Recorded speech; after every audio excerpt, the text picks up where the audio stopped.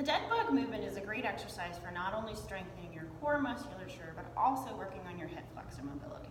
So to start this exercise, we want to start on our back on our mat or on your floor at home.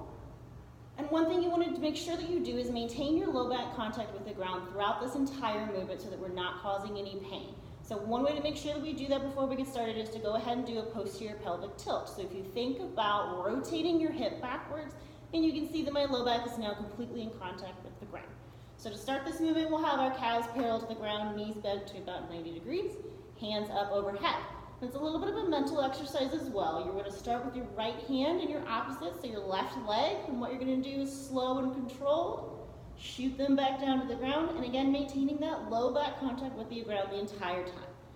Going back and forth, opposite arm, opposite leg, and if you start to feel this in your lower back, or if you feel like your low back is coming off the ground, you can pause the movement in the middle, and again do that posterior pelvic tilt, and then resume. And that's the dead bug.